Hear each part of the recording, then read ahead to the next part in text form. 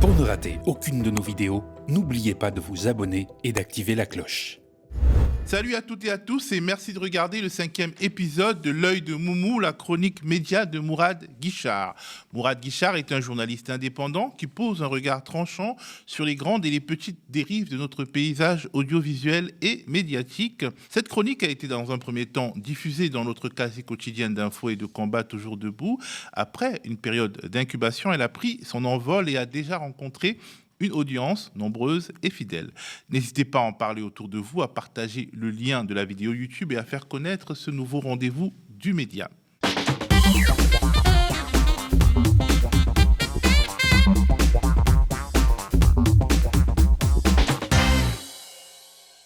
Salut Mourad. Bonjour à toutes et à tous, bonjour à toi Théophile. Aujourd'hui, nous avons une émission un peu particulière avec un invité sur le plateau dans la rubrique Au microscope. Il s'agit du journaliste Samuel Gontier, critique télé à Télérama, auteur de la célèbre chronique Ma vie au poste. Ensemble, on évoquera une thématique très actuelle, comment la télé française a basculé, souvent pour le pire, et comment relever la tête. Mais commençons par les tops et les flops. Alors, juste avant les tops et les flops, je vais présenter mes excuses à Belig Nabli, qui est donc l'un des cofondateurs de Chronique FR, qu'on voit régulièrement sur les plateaux faire des analyses très pertinentes. Et je l'avais appelé Nabil, comme l'un des copains des 4 routes à Asnières, alors qu'en fait, évidemment, c'est Belig Nabli. Je lui présente toutes mes excuses. Alors, sur le top numéro 1, on va retrouver Frédéric Aziza. Alors, pourquoi Frédéric Aziza pour être en top ? Il n'est pas vraiment en top, puisque, en fait, l'entité qui est en top, c'est le Conseil de déontologie journalistique et de médiation, dont on a déjà parlé ici, au moment où nous avions évoqué le cordon sanitaire en Belgique, et qui vient d'épingler Frédéric Aziza, donc sur une vidéo. Alors, je rappelle, Frédéric Aziza, donc, qui n'est plus pour moi vraiment journaliste à proprement parler, c'est-à-dire qu'il il respecte plus la déontologie ni l'éthique journalistique. C'est une espèce de meilleur habib de poche. Il a 2 missions dans sa vie. La première, c'est de sommer ses invités dans ses émissions radiophoniques, de dire que Mélenchon et la France Insoumise sont antisémites. Et la deuxième chose, c'est d'aller dans la rue, souvent emmitouflé, un peu déguisé, pour aller tendre son micro ou son iPhone 13 pour interroger des gens, évidemment d'origine maghrébine si possible, qui se rendent à des manifestations pro-palestiniennes et essayer de faire passer l'idée, évidemment, qu'ils sont pro-Hamas et antisémites. Eh bien, manque de bol, là, il a été dépassé 2 fois. La première fois par le conseil donc, de déontologie et la deuxième fois dans cette vidéo que je vais vous inviter à revoir où ce père de famille a tenu tête, donc il était avec sa petite fille et c'est la raison pour laquelle d'ailleurs le conseil l'a épinglé notamment, à savoir qu'il n'avait pas filmé un enfant sans son consentement. Eh bien, regardez comment le père de famille va tenir tête à Fredo Lamaleste. Je vous laisse regarder. Qu'est-ce que vous pensez du massacre par le Hamas de 1400 Israéliens ? Moi je pense que le massacre c'est pas bien, tuer des gens c'est pas bien. Ouais. Vraiment c'est pas bien. Je suis parti à l'école en France, j'ai ouvert des livres d'histoire, on m'a parlé de la Shoah, on m'a dit c'est pas bien. Ouais. On a tué des millions de personnes, c'est pas bien. Et là on est en train de faire la même chose. Non mais je parle du massacre par le Hamas de 1400 Israéliens. Moi je suis papa de 4 enfants. Ouais. Le Hamas. Non, le hummus c'est un plat délicieux. Le Hamas c'est une organisation terroriste ou pas? Hummus bisé. Non mais d'accord, je comprends. Hummus bileben. Tous les hummus, j'aime beaucoup le hummus. C'est bien. Dans un deuxième temps, j'apprends que Léa Salamé va recevoir Yaël Braun-Pivet, donc la présidente de l'Assemblée nationale. Alors là, c'est chaussettes, claquettes, t-shirt, mode Bréjon présidente. Je suis tout à fait à l'aise, tout à fait tranquille. Je me dis, bon, il va y avoir du déni, il va y avoir de l'attaque anti-Mélenchon, il va y avoir je n'ai jamais soutenu Israël et la politique génocidaire de son gouvernement. Et en fait, non, grande surprise, ce top va à Yaël Braun-Pivet, qui va recadrer journalistiquement Léa Salamé, qui, avec son célèbre air dépité, va encaisser cette remarque qui en fait, à mon avis, pour le coup, une journaliste politique de premier plan, un peu has-been. Je vous laisse écouter. Moi, je n'emploie qu'un mot vis-à-vis de monsieur Jean-Luc Mélenchon, c'est le mépris. Ça ne m'intéresse pas de commenter ou de polémiquer avec ce triste Pourquoi le mépris ? Parce que je trouve que ces tweets sont méprisables. Je n'ai rien d'autre à dire. Mais c'est un élu de la République. Il n'est plus élu. Il n'est pas élu de la République. Donc pour vous, c'est le mépris qui vous inspire ? Ça n'est que ça. Et franchement, se faire recadrer par Yaël Braun-Pivet, je trouve ça un petit peu humiliant pour Léa Salamé. Danielle Obono également, elle est dans tes tops. Oui, alors Danielle Obono, donc, qui était évidemment présente au Congrès au moment du vote de la loi concernant l'IVG, l'inscription dans la Constitution, et Julien Audoul. Alors Julien Audoul, c'est donc le fameux député RN très médiatique, c'est un ancien coverboy devenu député et qui parallèlement est chroniqueur chez Hanouna, ce qui me semble en fait problématique. Il faudra quand même réfléchir à savoir si un député peut être chroniqueur chez Hanouna. Mais visiblement, tout ça ne lui laisse pas le temps de potasser le règlement intérieur de l'Assemblée nationale. Et donc, après cette remarque de sa part sur les ondes, se croyant malin, Danielle Obono va lui répondre d'une manière cinglante. Je vous laisse écouter. J'aurais dû être entre Madame Obono et Monsieur Carl Olive. Théoriquement, puisque j'avais à ma droite Carl Olive et je n'avais pas Madame Obono à ma gauche, puisqu'elle a refusé d'être assise à côté de moi. Elle l'était pour la première séance de l'Assemblée nationale, puisque nous étions aussi par ordre alphabétique. Elle avait refusé de me serrer la main. C'est vrai que bon, c'est très républicain. C'est très républicain, mais bon, ils sont connus pour ça chez LFI. Et là, elle a trouvé un subterfuge. Elle était en face, elle était à côté à la tribune, à gauche de la présidente de l'Assemblée nationale, pour ne pas être assise à côté de moi. Voilà. Et voici donc la réponse de la députée Obono que vous allez pouvoir voir à l'écran. Non, banane, j'étais assise à côté de la tribune car je suis secrétaire de l'Assemblée nationale. Sinon, j'aurais été assise à ma place, suivant l'ordre alphabétique. Pour autant, je ne t'aurais pas plus serré la main que la dernière fois. Merci de me lâcher la veste maintenant. Alors, pourquoi je prends cet exemple-là aussi? Parce que ça prouve que les fameux experts de plateau télé qui sont invités de manière très régulière ne sont même pas foutus de connaître le règlement de leur propre institution, à savoir celui de l'Assemblée nationale. Ça montre aussi qu'il cherche peut-être des poteaux, le Julien. Oui, tout à fait. Alors, c'est une allusion. Et là, il s'est pris un vent. C'est une allusion à son accident de début de match, je crois, quand il avait joué, qu'il s'était cassé les ligaments, enfin, il s'était pété les ligaments, de manière un petit peu honteuse. L'écrivaine Émilie Frèche. Émilie Frèche, donc, qui n'est pas très connue en fait du grand public, est une écrivaine qui parle souvent de politique, qu'on retrouve de temps en temps sur les plateaux télé. Et là, elle a révélé, c'est pour ça qu'elle est dans les tops, elle a révélé à qui avaient réellement profité les massacres du 7 octobre en Israël. Je vous laisse écouter. Je crois qu'on oublie aussi que le contexte dans lequel intervient le massacre du 7 octobre, je pense qu'il est, sur un plan tout à fait personnel, une aubaine absolue pour Jean-Luc Mélenchon. N'oublions pas que le 5 octobre, il y a ce complément d'enquête sur Sophia Chikirou. Il y a une enquête qui est ouverte, une enquête judiciaire qui est ouverte pour escroquerie. Sophia Chikirou, c'est une députée LFI. Députée LFI, qu'on est dans un parti qui est sur la redistribution des richesses, qu'on parle d'enrichissement personnel et que sur le dos du conflit israélo-palestinien, il y a une scission absolue au sein des LFI. Et que sur le dos du conflit israélo-palestinien, on répare cette fissure. Plus aucun journaliste n'a interrogé Jean-Luc Mélenchon sur ce qui se passe au sein de son parti. Pour vous, il y a un côté écran de fumée Moi, j'ai l'impression que, c'est terrible à dire, mais le massacre du 7 octobre, c'est une aubaine absolue pour Jean-Luc Mélenchon. J'aime bien Karim Rissouli, mais enfin, il va falloir quand même qu'il fasse un tout petit peu de tri parmi ses invités. Là, je pense qu'on frôle le ridicule, voire le complotisme. On peut dire ça aussi sur le média, hein, tu sais. C'est vrai. Je les trie avec parcimonie. En contrepoint donc de cet extrait vidéo, tu voulais nous montrer un extrait vidéo de CNN. Oui, alors ça se passe évidemment donc aux États-Unis, la grande chaîne d'information américaine. Et alors c'est Brianna Kellar, qui est l'une des présentatrices, qui a posté sur son compte Twitter une initiative que je trouve extraordinaire, qui est une espèce d'alerte sur le génocide en cours à Gaza, et notamment sur le sort des enfants. Et on y voit des figurines d'enfants qui parsèment littéralement les murs du studio. Je vous laisse regarder, c'est très troublant. A warning to our viewers that what you are about to see is quite disturbing, and it has to do with children. This is the human cost of the Israel-Gaza war. These are tiny figures of children on the walls of our studio, one for almost each of the 12,800 kids who have died in Gaza, according to numbers from Gaza's health ministry. The death toll, quite frankly, is hard to keep up with. Airstrikes and now malnutrition and dehydration are killing them. Here's a glimpse inside Kamal Adwan Hospital in northern Gaza, where several children have died of starvation.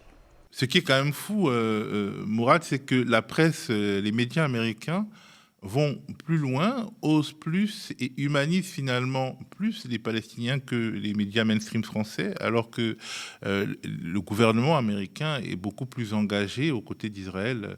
Et traditionnellement, Israël est très symbolique dans l'esprit américain. C'est exactement ma volonté en vous montrant ces images-là, à savoir, est-ce que, peut-être qu'on en parlera tout à l'heure, mais est-ce que les médias français pourraient avoir la même initiative, sachant que je vous rappelle que, par exemple, CNews avait retourné son logo en soutien aux agriculteurs, et sur un massacre en cours, un génocide en cours, il n'y a pas de réactions qui sont à ce niveau-là, et donc je me pose effectivement la question. C'était un peu l'objet de la chronique de la semaine dernière, que je vous invite à aller voir si vous ne l'avez pas vu, sur effectivement les journalistes français qui commencent un tout petit peu de manière un peu timorée, un peu timide, à envisager de couvrir ce qui se passe actuellement à Gaza, comme ce qui s'est passé le 7 octobre. Et dans l'émission Du côté de chez Sam, que nous avons fait avec Politico Boy, il développe encore plus les remous que la Palestine occasionne au sein de la presse américaine, avec des figures comme Christiane Amanpour, la célèbre journaliste de CNN, qui se dresse contre la censure et également l'arabophobie qui peut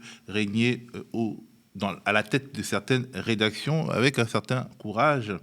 Bien entendu, on commence les flops et une fois de plus, ta queen revient en tête du flop. Ruth El-Kriev, certains internautes se sont émus du fait que je n'avais pas parlé de Ruth El-Kriev durant les deux dernières chroniques, et effectivement, j'ai regardé, il y a un problème, et donc involontairement... On reprend les bonnes habitudes. On reprend les bonnes habitudes. Elle a été rattrapée, en fait, par l'actualité. C'est-à-dire qu'on avait parlé d'elle il y a quelques semaines, maintenant, lorsqu'elle avait attaqué de manière frontale de Villepin, qui avait souligné à la fois la difficulté de prendre position aux États-Unis, avec des arguments extrêmement étayés, extrêmement précis, et puis elle avait fini par dire ceci à propos de l'impossibilité qu'en France, des grands groupes médias puissent pratiquer la censure. Je vous laisse écouter. L'idée qu'il pourrait y avoir une censure en France qui serait installée par les dirigeants des médias est un discours complotiste qui dérape et qui ne devrait pas être tenu par une personnalité de son rang. Manque de chance pour elle. Notre confrère Jean-Baptiste Rivoire a été auditionné le 7 mars devant une commission d'enquête de l'Assemblée nationale, la fameuse commission d'enquête sur les médias, en vue du renouvellement notamment des concessions en 2025. Et là, de quoi parle-t-il ? Elle n'a vraiment pas de chance de la censure orchestrée justement par un grand média, alors que ce serait impensable et complotiste d'imaginer un quart de seconde qu'en France, ça puisse arriver. Je vous laisse écouter notre confrère Jean-Baptiste Rivoire. Notre confrère et ami Jean-Baptiste Rivoire. Quelques mois plus tard, on essaye quand même désespérément de reproposer quelques enquêtes à la direction. Par exemple, on va en proposer 11, 7 vont être refusés, je vous donne les 7, c'est intéressant. Volkswagen, l'entreprise de tous les scandales. On voulait enquêter sur les logiciels anti-pollution truqués chez Volkswagen, sujet d'intérêt général de santé publique. Sujet refusé par la direction nommée par Vincent Bolloré. Le Monde selon YouTube. Sujet refusé par la direction nommée par Vincent Bolloré. Attentat de 2015, les dysfonctionnements des services de renseignement. Plus de 130 morts à Paris, sujet majeur, très important. Sujet refusé par la direction nommée par Vincent Bolloré. François Homeland, sur les guerres du président socialiste et leurs effets pervers. Sujet refusé par la direction nommée par Vincent Bolloré. Les emplois fictifs dans la haute fonction publique. Sujet refusé par la direction nommée par Vincent Bolloré. Répression made in France, sur les matériels de guerre et de maintien de l'ordre exportés massivement par la France dans des pays peu recommandables. Sujet refusé par la direction nommée par Vincent Bolloré. Et pour tout vous dire, même Nutella, les tartines de la discorde, a été refusé par la direction nommée par Vincent Bolloré. Je crois qu'il exploite des champs d'huile de palme en Afrique, ce qui expliquerait qu'il ait pu être gêné par ce sujet aussi. Et l'émission Quelle époque, que tu considères comme le TPMP des bobos, a une fois de plus tes faveurs ou tes défaveurs. Oui, là c'est une défaveur. Là je suis stupéfait, je ne suis pas le seul, hein. J'ai lu plusieurs commentaires sur cette affaire. Ils ont invité la sœur de Xavier Dupont de Ligonnès, donc, qui est accusé d'avoir tué son épouse, ses enfants et accessoirement son chien, enfin bon, avant de disparaître. Et donc c'est la personne la plus recherchée de France, pour ne pas dire au-delà d'ailleurs de nos frontières. Et la sœur de Xavier Dupont de Ligonnès, qui déjà en soi, je vous invite à aller voir l'émission si vous le souhaitez dans son intégralité, en soi pose question, vient vendre un livre complotiste qui explique qu'il n'y a pas eu de mort, que son frère n'a tué personne, qu'il va très bien, que ce n'est pas un assassin. Déjà, ça pose un problème éthique, mais alors, sur un plan uniquement journalistique, je vous laisse écouter cet extrait. Elle va livrer une information, je mets ça évidemment entre guillemets, qui aurait mérité normalement un sursaut journalistique immédiat, mais il ne s'est rien passé sur le plateau. Écoutez l'information qu'elle va fournir. Vous le croyez ? Vous croyez qu'il est parti ? Oui, je le crois. Qu'il est parti avec sa famille ? Voilà. Dès la 3e ligne, je le crois. Aux États-Unis ou quelque part, en tout cas, se cacher avec sa famille. C'est ce que vous croyez ? Donc, pardon de vous poser la question très clairement. Les 5 corps qui sont retrouvés enterrés dans le jardin, pour vous, c'est les corps de qui ? Alors, justement, je me dis, bon, on commence à nous parler d'une disparition, les choses suivent leur cours. Ça ne vient pas invalider la lettre.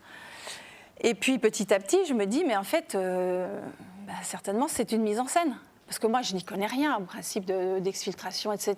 Je me dis, finalement, puisque je crois quand même à mon frère, je l'ai eu au téléphone tout récemment, il n'avait pas du tout la voix d'un assassin. Enfin, je connais quand même son fonctionnement. Vous savez, dans toutes les histoires, oui, bien sûr, tout le monde tombe des nues. De France, tout le monde dit, oh mais mon Dieu, il était tellement sympathique. Oui, c'est vrai. Donc, nous parlons bien de Xavier Dupont de Ligonnès, l'homme le plus recherché de France, et elle indique qu'elle l'a eu au téléphone très récemment, et personne ne l'interroge sur ce point qui est quand même essentiel quand on sait que, évidemment, la police, notamment, recherche sa trace de manière active. Je trouve que pour un journaliste, ne pas rebondir là-dessus prouve que ça n'est pas une émission journalistique et que c'est vraiment du pur divertissement, comme, par exemple, on le fait sur TPMP, avec la volonté politique derrière en moins. L'infotainment, on va dire. Oui.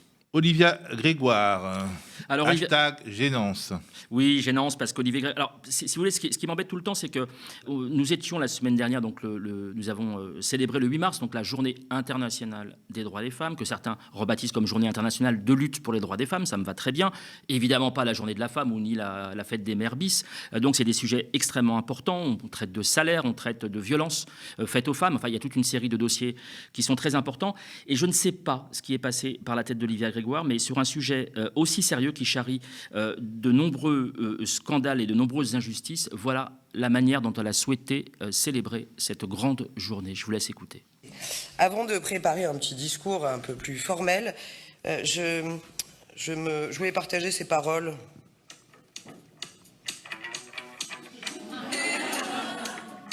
Juste. Qu'est-ce que tu regardes? T'as jamais vu une femme qui se bat? Suis-moi, blafarde, et je te montrerai.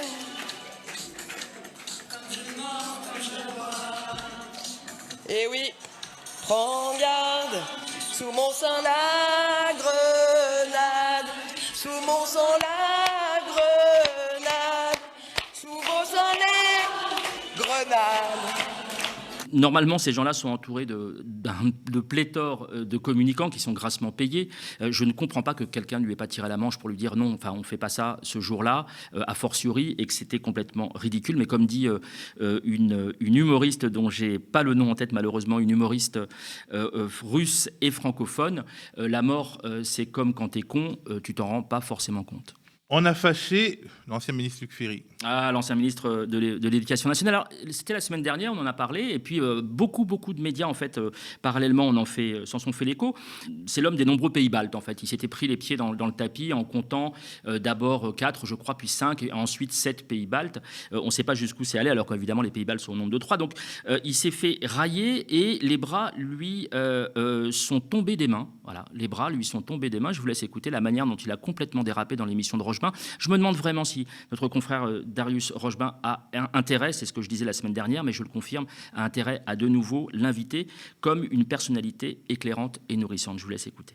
Prenez la comparaison, on risque de céder de la même façon qu'on a cédé dans les années 30. Je veux même pas discuter de ça, c'est trop bête. Pardon, je suis désolé, c'est d'une telle connerie que les bras m'en tombent des mains, donc j'abandonne. Voilà, je laisse Dany s'il a envie de s'exprimer là-dessus. Franco n'est pas en Espagne, Mussolini n'est pas en Italie, Salazar n'est pas au Portugal, Poutine, quoique on peut détester Poutine, n'a pas comme projet d'exterminer 6 millions de juifs. Tout ça est absurde, ça n'a aucun sens, c'est débile. Et en plus, il n'y a aucun courage à envoyer des canons César. Si ces journées, vous permettez que je termine une phrase? Oui, vous êtes gentil. Si ces journées prenaient une arme et qu'il allait se battre contre les Russes, je dirais formidable, mais tu es courageux, t'es grandiose. Et ce gamin qui est là à Paris à nous donner des leçons de morale. Vous n'êtes pas très intelligent. Je dis ce que je veux ici. Voilà. Et on ne m'empêchera pas de dire ce que je veux ici. Très intelligent. Voilà. Et donc, moi, j'ai toujours été gaulliste et j'ai pas de leçons. S'il vous plaît, baissons d'un ton. Non, je fais ce que je veux, mon ami. Non, on ne traite pas. Non, mais vous commencez à me casser les pieds, à me couper la parole sans arrêt. Tant que vous voulez avoir les pieds cassés. Non, mais vraiment, vous me cassez les pieds, je le dis très franchement, mais ça commence vraiment à me fatiguer, à me chauffer les oreilles. Vous me laissez parler, c'est pas On se fiche de savoir ce que vous pensez, c'est vous qui nous interviewez. Vous posez des questions et vous nous laissez donner les réponses. D'accord, c'est clair comme ça. Monsieur Séjourné, non, restez poli, s'il vous plaît. Non, et vous aussi. Oui. Et vous, couper la parole aux gens, c'est pas un signe de politesse.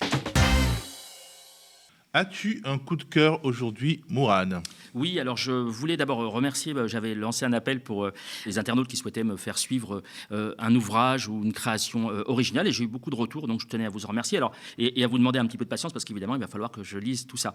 Une fois n'est pas coutume, je vais vous conseiller un ouvrage quelque peu institutionnel, qui est celui de Stéphane Troussel, le président du conseil départemental de Seine-Saint-Denis, et qui s'appelle « Seine-Saint-Denis, la République au défi ». Alors, je trouve que, en fait, cet ouvrage est d'actualité. Il a un peu plus d'un an, mais il est vraiment d'actualité quand on pointe régulièrement, comme c'est fait sur le média, les injustices dont souffrent les gens de Seine-Saint-Denis, notamment sur le plan de la santé, sur le plan de l'éducation, et ainsi de suite. Et donc, il y a comme ça, alors ça c'est fait avec Madani Chorfa, donc qui anime l'entretien avec Stéphane Troussel, et ça aborde vraiment tous les pans jusqu'à l'identité même de la Seine-Saint-Denis, au travers notamment du nom des collèges, qui sont souvent des personnes qui ont œuvré pour des causes humanistes, des causes d'égalité, et qui appellent vraiment ce département qui est le plus frappé par les injustices et qui perçoit le moins pour réparer ces injustices. Il appelle vraiment les autorités à agir, et l'État à agir et à prendre ses responsabilités,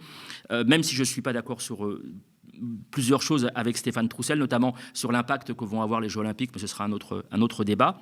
Je trouve que là, vraiment, il livre une réflexion extrêmement intéressante. Donc ça s'appelle Seine-Saint-Denis, la République au défi. C'est signé Stéphane Troussel, entretien avec Madani Chorfa, et c'est aux éditions L'Aube. Parole d'acteur et le nom de la collection.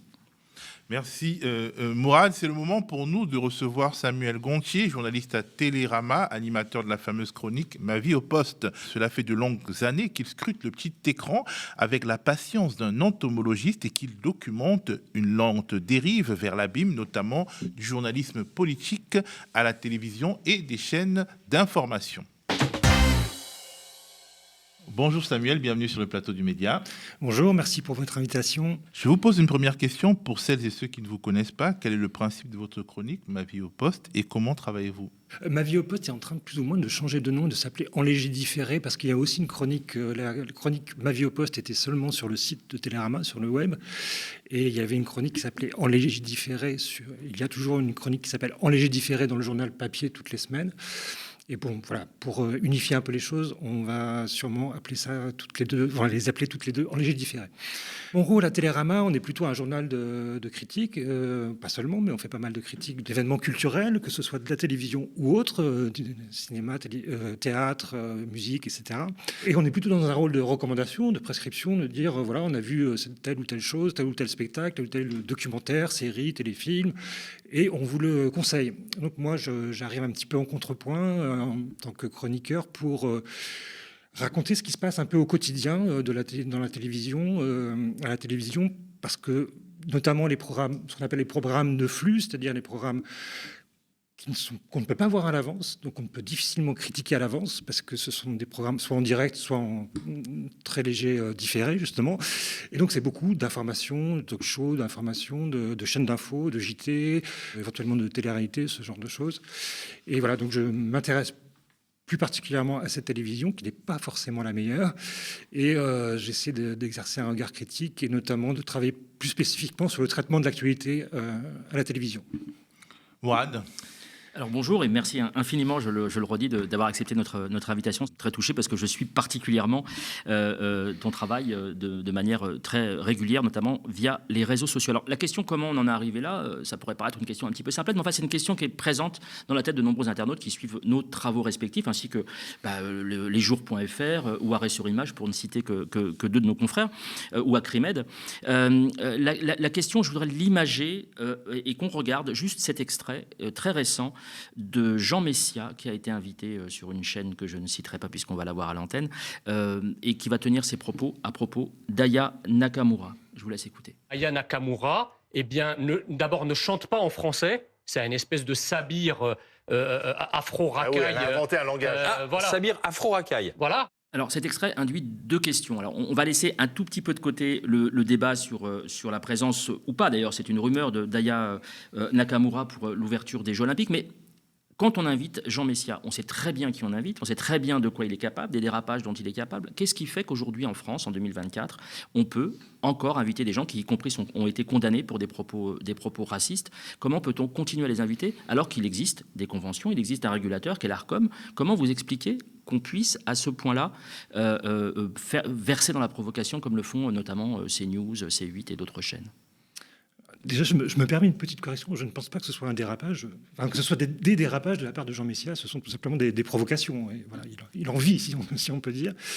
Comment on en arrive là? Ouais, c'est un long processus, je pense. Mais là, en l'occurrence, pour ce qui concerne cette séquence de Jean Messia sur BFM TV, c'est en gros, BFM TV est en train de se faire dépasser par CNews en termes d'audience. CNews est en train de devenir la première chaîne d'info la plus regardée en France. Et BFM TV, depuis un certain moment, pas depuis la semaine dernière, mais depuis au moins 2 ans, lui court après et a tendance à donner la parole aux mêmes personnes et à traiter les mêmes débats, les mêmes thématiques, de la même manière que CNews. Voilà. Assez souvent. Je le disais, il existe quand même l'Arcom qui a pris, par exemple, une décision. Alors, il y avait eu une séquence chez Pascal Praud, donc, où il faisait un raccourci, un parallèle, un lien entre l'immigration et les punaises de lit. Et grande décision de l'Arcom, datant du 7 février 2024, elle précise. Donc, l'Arcom a constaté que l'animateur de l'émission avait interrogé un intervenant sur un possible lien entre la recrudescence des punaises de lit et l'immigration. Elle a considéré, attention, c'est très violent, que la formulation même de cette question était susceptible d'encourager des comportement discriminatoire. L'autorité a mis en garde la chaîne CNews pour ces faits. Est-ce que ça vous semble sérieux? Est-ce que ça vous semble à la hauteur de ce qu'on peut observer au jour le jour sur ces chaînes-là, ce genre de réaction de l'Arcom? Si c'était la première fois, si c'était le premier incident, ça pourrait très bien convenir. Le problème, c'est que là, on a l'impression c'est une mise en garde en fait qu'a adressé l'Arcom. On a l'impression qu'au bout de la 27e mise en garde, il y aura peut-être un blâme, et au bout de 48 blâmes, il y aura peut-être un avertissement. Comme dirait Coluche. Et voilà, les sanctions de l'Arcom sont très timorées, sont très faibles. N'empêche en rien CNews de continuer à produire les mêmes opinions et les mêmes provocations à longueur d'antenne. Voilà, ça ne met pas en péril apparemment l'équilibre économique de la chaîne, qui de toute façon n'a pas vraiment d'équilibre économique, donc peu importe.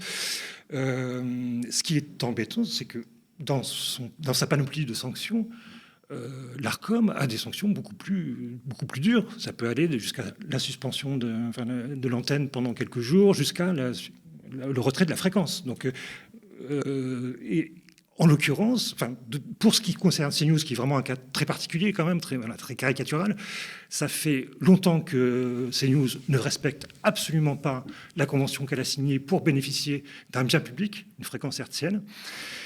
Donc ça fait très longtemps que l'Arcom aurait pu monter en pression un peu dans les sanctions, aurait pu mener une certaine escalade de sanctions pour arriver à une sanction beaucoup plus forte et beaucoup plus dissuasive. Là, on reste sur des sanctions qui n'ont aucune conséquence pour CNews. Alors, j'aimerais qu'on approfondisse un sujet, le fait que CNews dépasse désormais BFM TV.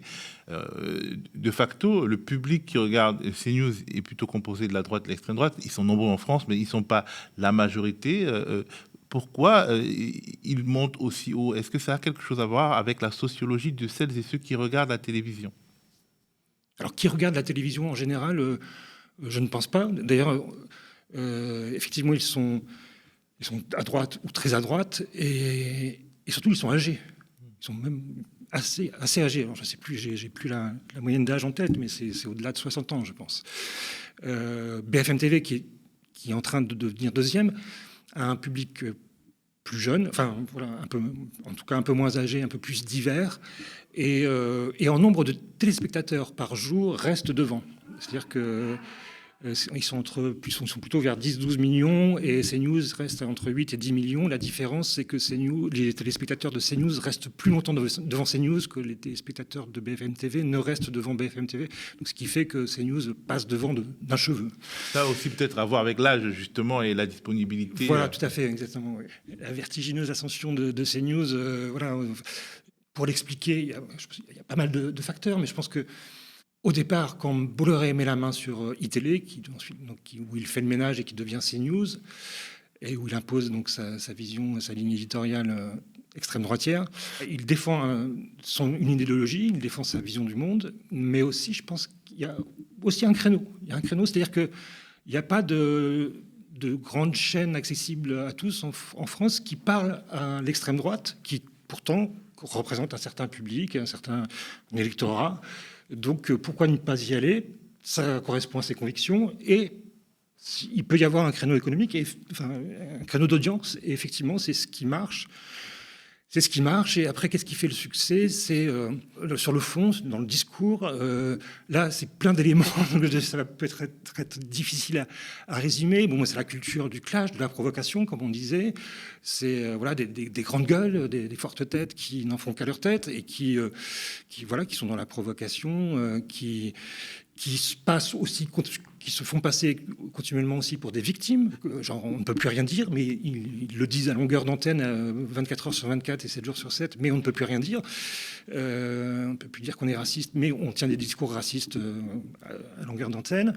Voilà, c'est un phénomène, ça a rapproché peut-être du trumpisme aussi, et là je reviens aux sanctions, c'est-à-dire que plus il y a de critiques de CNews et plus il y a de sanctions de CNews, plus ils se font passer pour des martyrs, et du coup les téléspectateurs peuvent se dire oui, les pauvres, enfin voilà, ils peuvent prendre fait et cause pour CNews qui se prétendent des héros de la liberté d'expression.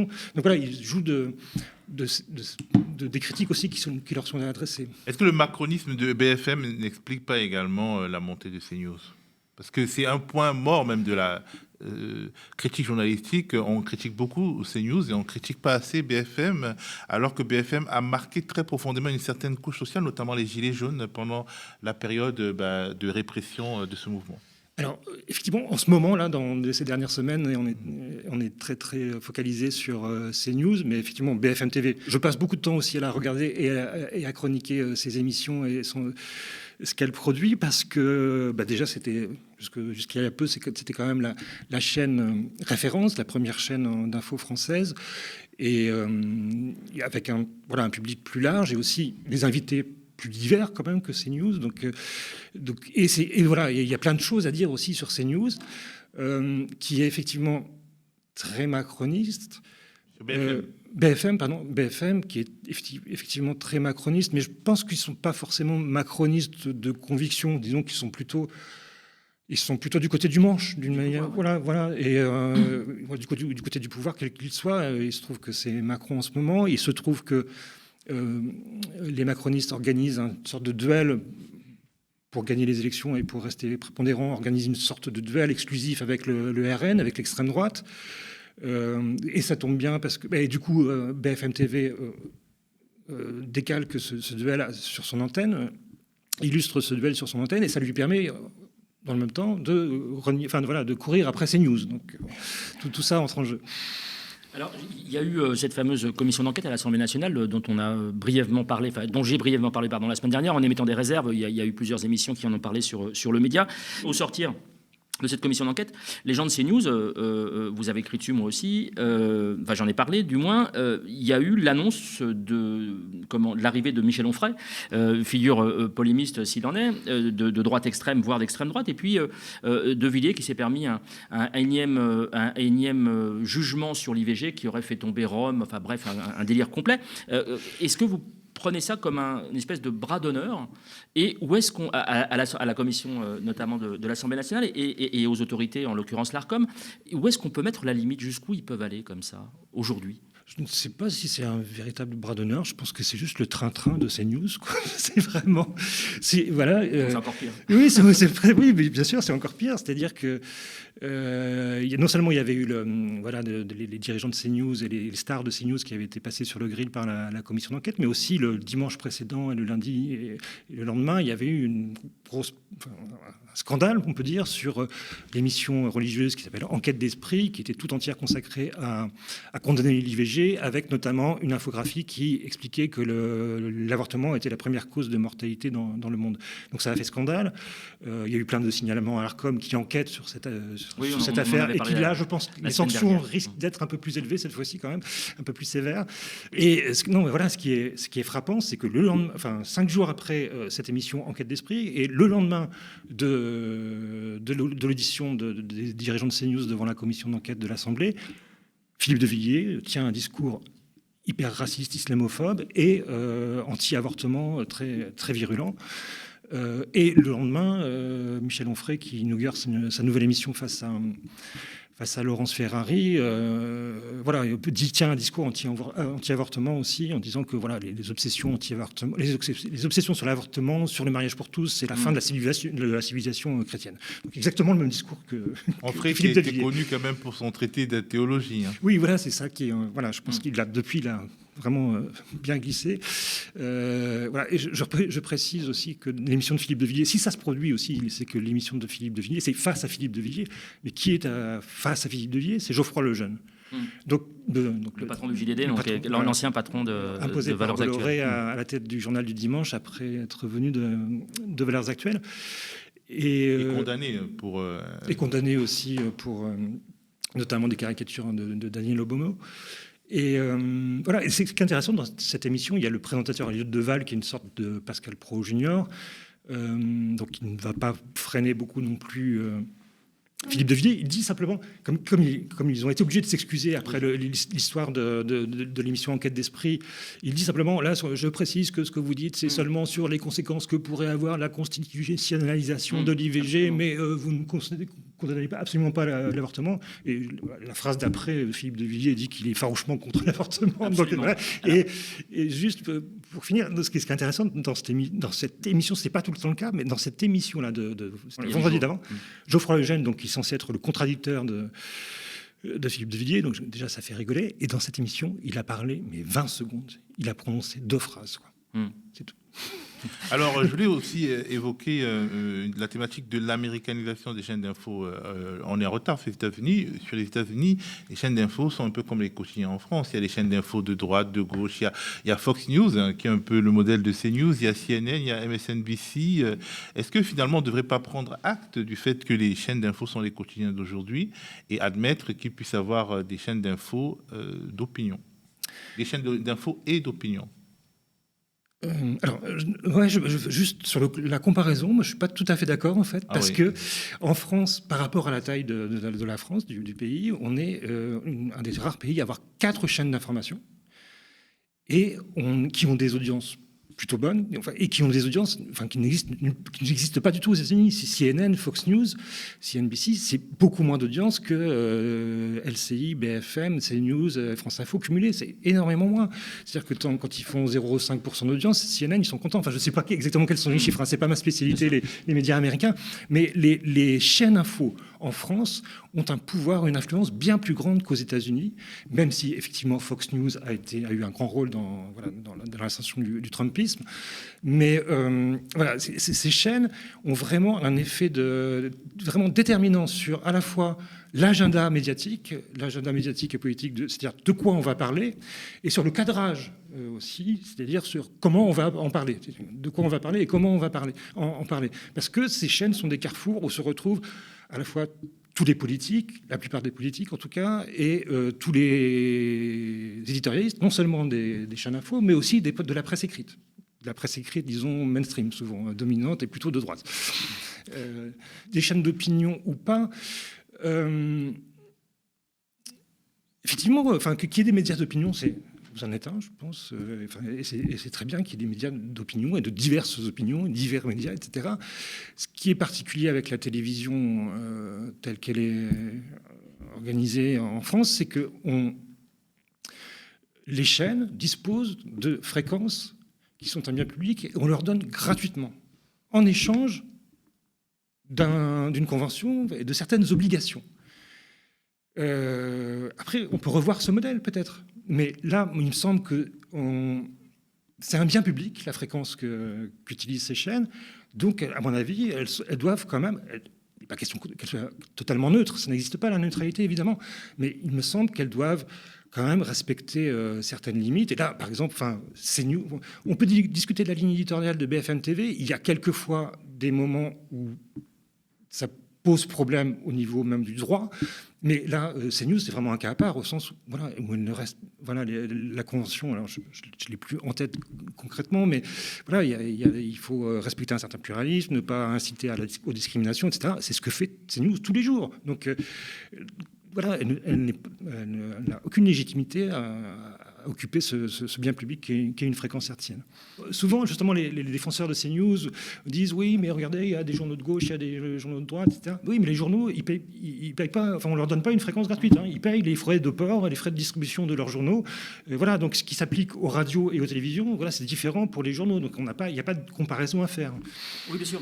D'autant que c'est entre aller acheter avec son propre argent un journal et zapper sur une télévision, c'est quand même pas la même démarche. Et puis c'est ce qui avait posé problème, notamment avec l'émission de théologie d'extrême droite, enfin au moins fondamentaliste sur la question de l'IVG, c'était que ça avait l'apparence et la couleur d'une émission d'information, alors qu'en fait c'était une émission de propagande, voire de prosélytisme.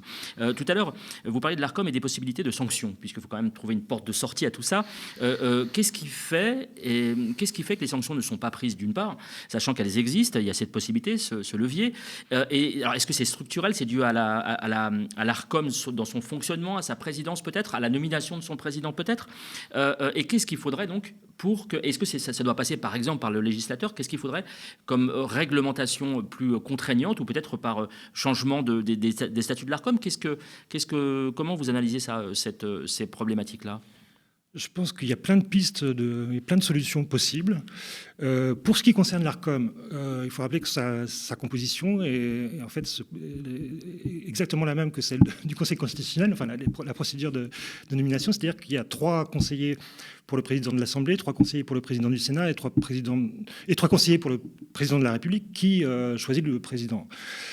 Et il se pose exactement les mêmes problèmes en fait, pour l'Arcom que pour le Conseil constitutionnel, puisque dans beaucoup de pays, la Cour suprême est surtout constituée de juristes, voilà, de spécialistes. Alors, je ne connais pas forcément, ce n'est pas mon domaine de spécialité, mais qui sont, je ne sais pas comment ils sont nommés exactement, mais ce sont vraiment des spécialistes du droit et du droit constitutionnel, ce qui n'est pas le cas en France. Ce sont plus souvent il y a quelques juristes, mais c'est souvent des politiques, et donc ils ont des avis plus enfin, à la fois juridique, mais aussi politique.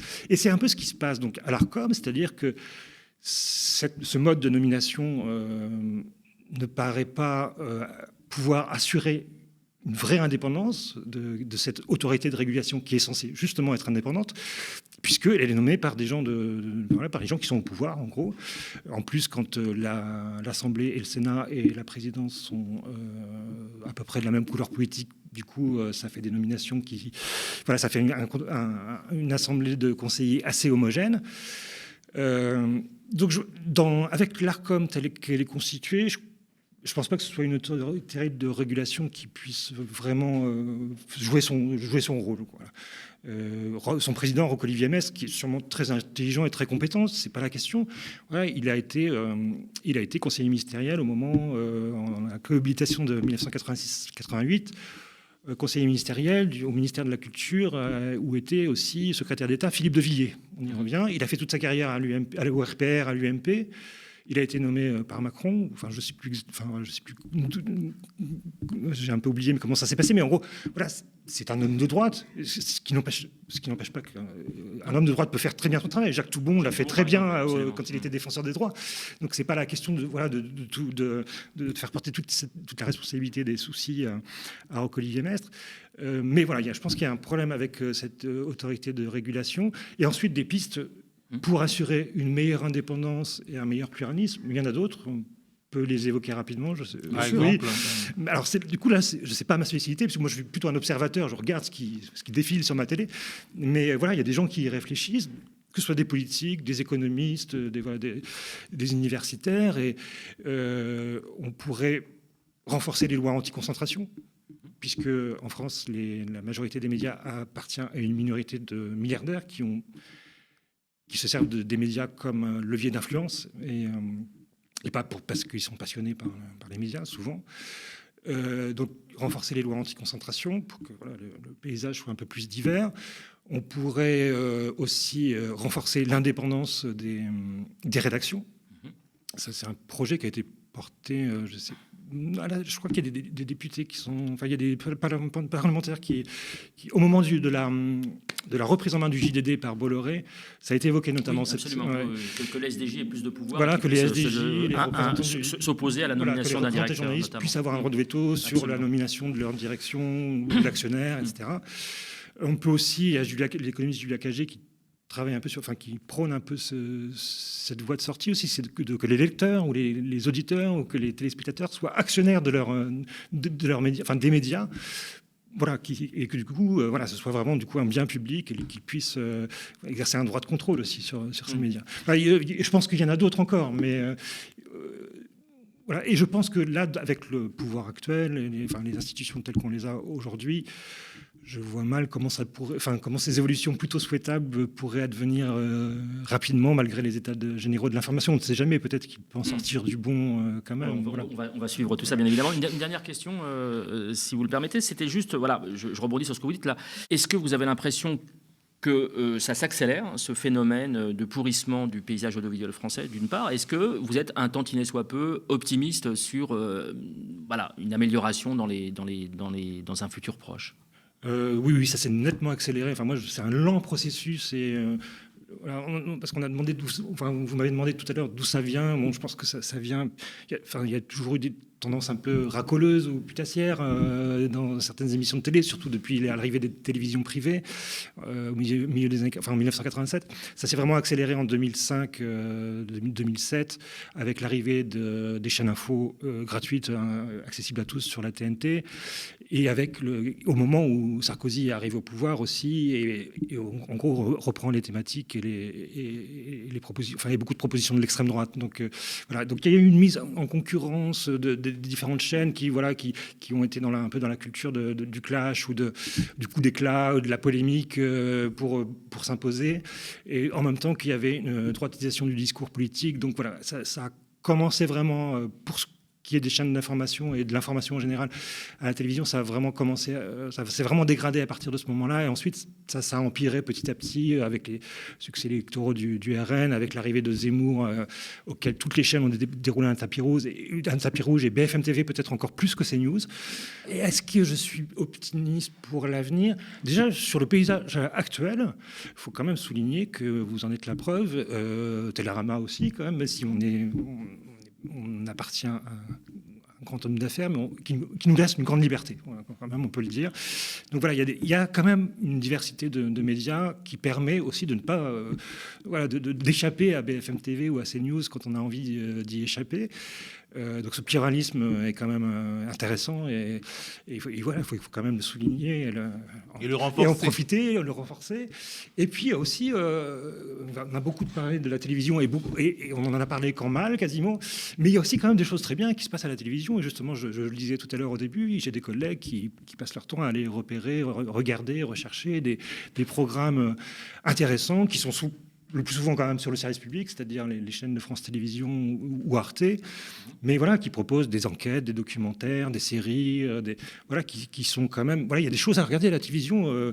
J'ai rattrapé récemment un documentaire qui s'appelle État limite, qui est encore disponible c'est Arte, je crois. Oui, c'est Arte. État limite sur l'hôpital Beaujon et l'unique psychiatre qui travaille à l'hôpital Beaujon. C'est un formidable documentaire, à la fois pour la manière de filmer, la réalisation, à la fois pour le personnage de ce psychiatre qui est incroyable, et aussi pour raconter l'état de l'hôpital public aujourd'hui. Donc il y a plein de pépites comme ça qu'il faut aller chercher, qu'il faut se renseigner un petit peu pour voir ce qui passe. Évidemment, si on arrive devant sa télé et qu'on branche BFM, ça peut être un peu, ou CNews, ça peut être un peu désespérant, mais il y a autre chose à la télévision.